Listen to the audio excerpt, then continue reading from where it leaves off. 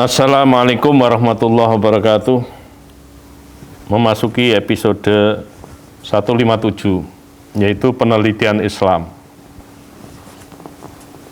Menurut Mumtaz Ali, pemahaman yang benar dan menyeluruh terhadap penelitian Islam beserta metodologinya akan memudahkan penerapan proses ilmiah yang betul dan benar. Pemahaman yang benar ini akan mengetahui dan memahami hakikat penelitian Islam, ciri-cirinya atau karakteristiknya, dan perbedaannya secara mendasar dengan penelitian lainnya. Ciri-ciri tersebut sesungguhnya ada ciri-ciri pokok dan ciri-ciri tak pokok. Ciri-ciri yang paling membedakan justru ciri-ciri tak pokok. Pemahaman yang menyeluruh akan menguasai penelitian Islam. Berikut metodologinya secara terinci dan mendalam.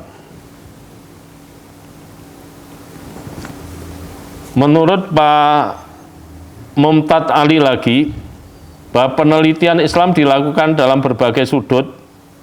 Terdapat banyak sekali metodologi dan metode penelitian konvensional dan modern. Namun penelitian Islam dan metode penelitian Islam berbeda dengan pengertian penelitian dan metodologi penelitian yang ada. Perbedaan itu kalau ditelusuri bisa menyangkut landasan penelitiannya, objek penelitiannya, pendekatan penelitiannya, dan metode penelitiannya. Semuanya dalam batas-batas tertentu memiliki perbedaan, meskipun juga pada ranah tertentu terdapat kesamaan dengan penelitian-penelitian lainnya, dan itu wajar sekali.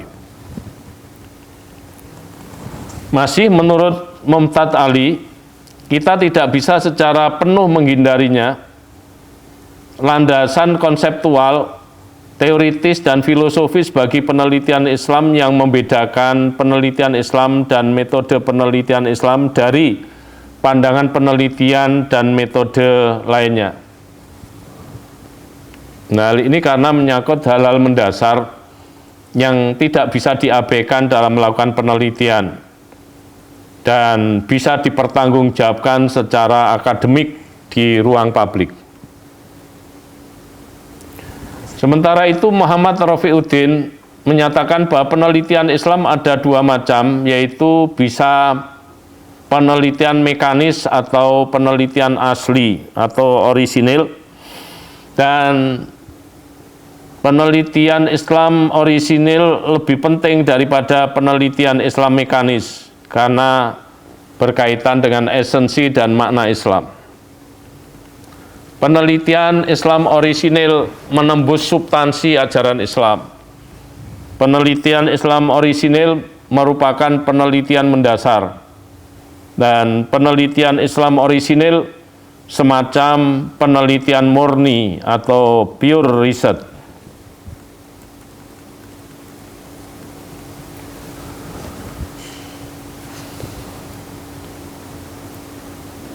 Muhammad Rafiuddin melanjutkan bahwa penelitian Islam asli harus diperbarui di setiap zaman untuk menyaring kebenaran dari ketidakbenaran, untuk menyangkal ide-ide filosofis yang salah yang kebetulan menantang Islam, dan untuk menegaskan serta membela Islam melalui ide-ide filosofis yang benar dari waktu ke waktu yang menguntungkannya.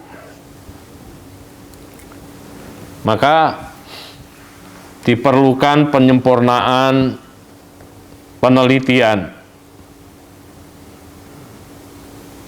baik pada tingkat konsep maupun pada tingkat aplikasi. Kemudian diperlukan respon terhadap tantangan Islam. Di samping itu juga perlu memperkokoh argumen tentang kebenaran Islam itu sendiri. Fr. Paridi menyatakan bahwa sepanjang sejarah peneliti Islam dalam matematika, kimia, fisika, botani, geografi, astronomi, kedokteran dan hukum, ilmu sosial, analisis politik dan lain-lain, membuat asumsi nilai eksplisit dan membawanya melalui analisis mereka.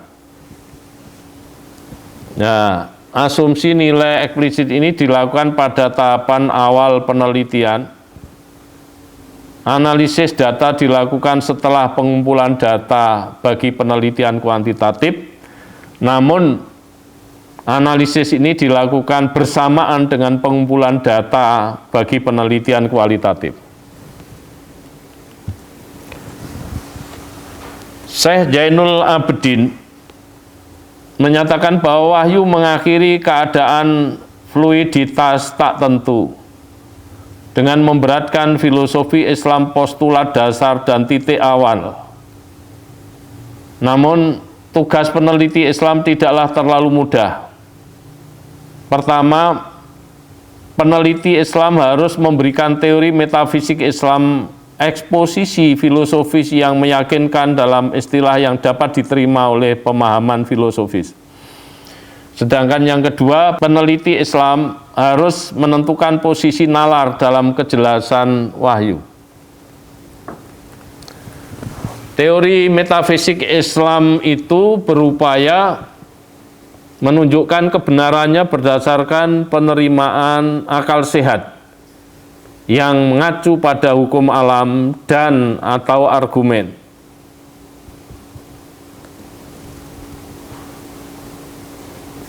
Persoalan-persoalan karomah wali, persoalan-persoalan mukjizat Nabi itu tidak bisa dinalar kalau menggunakan alat ukur hukum alam. Tetapi ketika menggunakan alat ukur argumen atau menggunakan dasar argumen, maka semuanya bisa dinalar. Sementara itu posisi nalar bisa juga terkandung oleh wahyu, karena Islam merupakan agama yang menghargai akal. Selanjutnya, Syekh Zainul Abidin menyatakan bahwa tugas peneliti Islam ada dua. Yang pertama, ia harus mengembangkan sikap kritis yang mandiri terhadap pencapaian pengetahuan modern. Dan yang kedua, ia berusaha menyerap dan memahami semangat Islam. Pengembangan sikap kritis ini, yaitu sikap kritis yang mandiri, bisa diwujudkan dengan membudayakan daya kritis dalam menyikapi pengetahuan, melepaskan ketergantungan pada ilmuwan barat, dan menumbuhkan rasa percaya diri pada kemampuannya.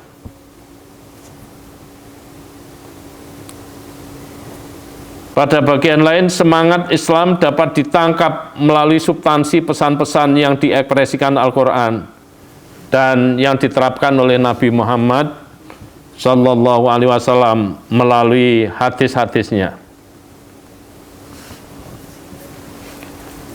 Selanjutnya, Mumtaz Ali menyatakan bahwa peneliti Islam dalam pengertian etis bersifat empiris dan rasional, karena mereka mampu melihat alasan yang tidak masuk akal di balik landasan spekulatif serta dugaan kehidupan dan dunia. Alasan yang tidak masuk akal ini termasuk yang biasa disebut sebagai suprarasional, tetapi bisa logis dari perspektif argumen. Jadi ada perbedaan antara pemikiran rasional dengan logis atau logik.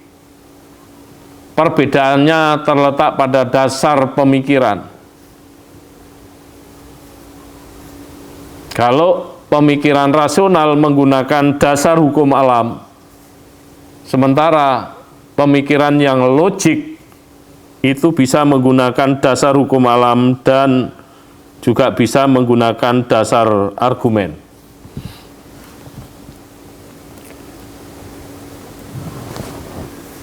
Mumtaz Ali selanjutnya menyatakan bahwa para peneliti Islam harus memahami bahwa Islam bukan hanya untuk pemurnian individu, tetapi juga mewakili transformasi budaya dan peradaban untuk menciptakan lingkungan hidup yang sehat dan bahagia. Misi ini merupakan amanat yang diekspresikan dalam kitab suci Al-Quran yang disebut dengan istilah yang sangat populer, yaitu rahmatan lil alamin. Jadi misi Islam itu adalah merupakan rahmat bagi alam semesta, misi universal, misi kesejagatan. Mengapa bukan rahmatan lil muslimin yang lebih bersifat tertutup, dan bukan rahmatan lil arabiyin juga bersifat tertutup? Karena misi Islam, misi kesejagatan itu diharapkan bisa memberikan kebahagiaan, bisa memberikan perbaikan pada alam semesta ini, dan tentunya para penghuninya, lebih khusus lagi pada manusia. Masih menurut Mumtaz Ali, perhatian penelitian Islam adalah perkembangan dan kemajuan peradaban. Semua kesadaran ini tidak hanya membutuhkan komitmen terhadap Islam, tetapi juga tindakan nyata yang sesuai dengan visi Islam tentang kehidupan dan masyarakat, berdasarkan pandangan dunia yang benar, otentik, dan universal. Memang penelitian tidak sekadar dibicarakan, bahkan dipelajari, tetapi kegiatan penelitian itu menuntut untuk dipraktekkan, bahkan dibudayakan. Hanya sayang kegiatan penelitian ini lazimnya hanya dilakukan karena untuk memenuhi persyaratan formal, seperti tugas akhir perkuliahan, kenaikan jabatan akademik, dan sebagainya.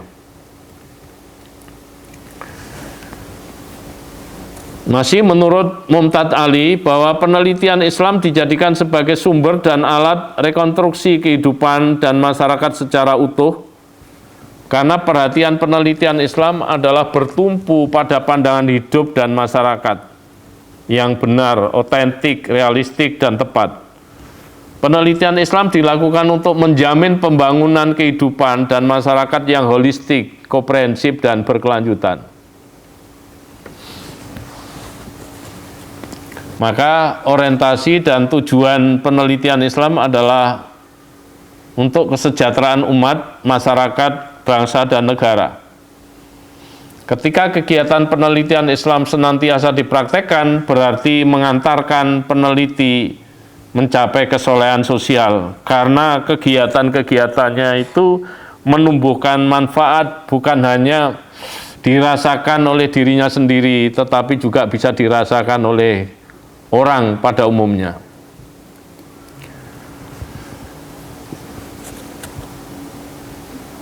Mumtaz Ali meneruskan bahwa penelitian Islami dengan beberapa ciri khusus yang terfokus pada kesuksesan di dunia dan menghubungkan dengan kesuksesan di akhirat. Beberapa sarjana menentang penelitian Islam tanpa mengidentifikasi karakteristiknya secara rasional dan ilmiah. Oleh karena itu, sebagian umat beragama berpendapat bahwa penelitian Islam adalah penelitian keagamaan yang tidak ada kaitannya dengan kebudayaan, peradaban, dan pembangunan. Padahal tidak seperti itu kenyataannya.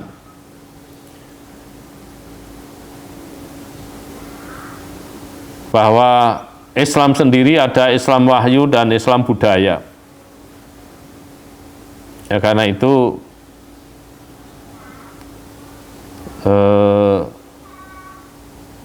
penelitian terhadap Islam bisa terhadap doktrin, bisa terhadap perilaku umat Islam. Dan perilaku umat Islam ini jumlahnya, ragamnya juga sangat banyak sekali. Karena itu biarkan orang lain menilai. Yang penting kita umat Islam memahami bahwa justru penelitian keagamaan itu meneliti tindakan, perilaku, dan gerakan umat Islam Dan disitulah unsur-unsur dari kebudayaan atau peradaban Islam.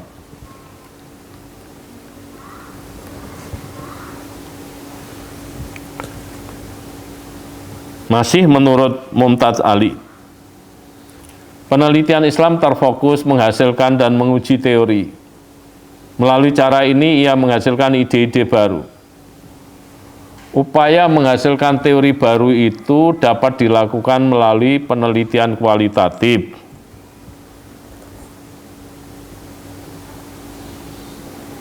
Melalui grounded research, penelitian dari dasar.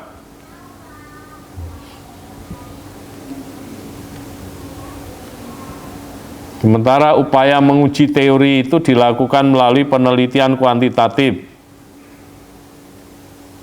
Sehingga Pak Nur Muhadjir lagi-lagi menilai bahwa penelitian kuantitatif itu merupakan upaya pemiskinan teori.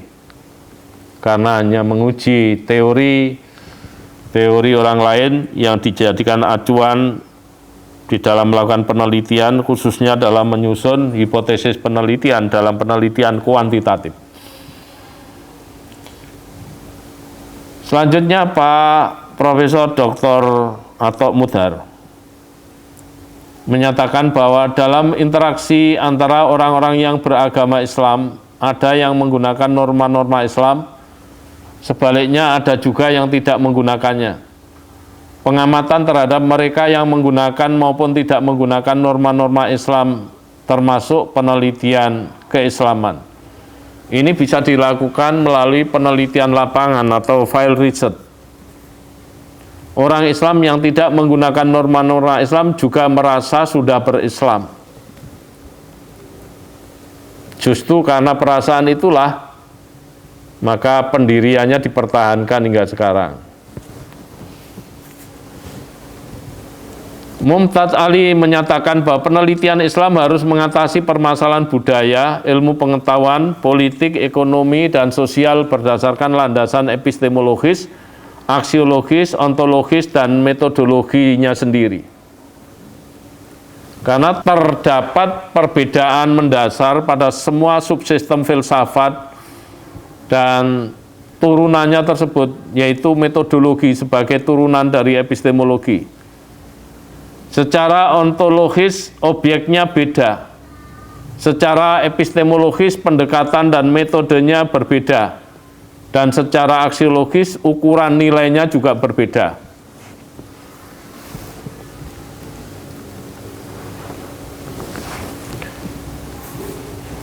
Mumtaz Ali menyatakan bahwa melalui penelitian Islam, para peneliti Islam harus memperluas cakupan ijtihadnya ke segala macam pemikiran ilmiah, rasional, kritis, dan kreatif, sehingga menjadikan Islam sebagai landasan kebudayaan, peradaban, dan pembangunan. Ijtihad itu sendiri menurut saya tidak terbatas pada ranah fikih semata, tetapi ijtihad itu bisa dipinjam dan digunakan dalam bidang pendidikan, politik, ekonomi, bisnis, kesehatan, lingkungan, dan sebagainya.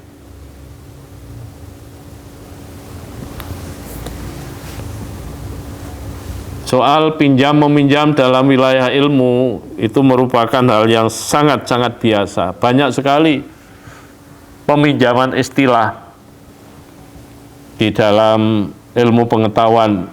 Baik misalnya istilah manajemen itu meminjam dari perusahaan. Istilah strategi meminjam dari ilmu perang. Istilah diagnosis pembelajaran misalnya diagnosis meminjam dari kedokteran. Istilah kurikulum itu meminjam dari cabang atlet lari di Yunani kuno. Intinya kita perlu melakukan ijtihad peradaban dan kebudayaan Islam agar peradaban dan kebudayaan Islam bisa berkembang makin kaya, makin maju, makin mengalami peningkatan-peningkatan, baik secara kuantitatif maupun secara kualitatif. Akhirnya Mumtaz Ali menegaskan bahwa penelitian Islam bukan sekedar penelitian teoritis, namun harus menjawab permasalahan praktis kehidupan masyarakat dan pemerintah. Memang penelitian Islam harus dijadikan instrumen yang strategis dalam menawarkan solusi atau pemecahan terhadap permasalahan-permasalahan yang dihadapi bangsa dan negara, sehingga manfaatnya bisa secara makro, bukan sekedar penelitian yang untuk kepentingan individu, untuk kepentingan kenaikan pangkat, untuk kepentingan tugas akhir perkuliahan, dan lain sebagainya. Melainkan bisa dimanfaatkan dalam skala yang semakin luas, dalam skala yang semakin besar dan semakin banyak. Demikian saya akhiri. Wallahul muwaffiq ila aqwamit thoriq. Wassalamualaikum warahmatullahi wabarakatuh.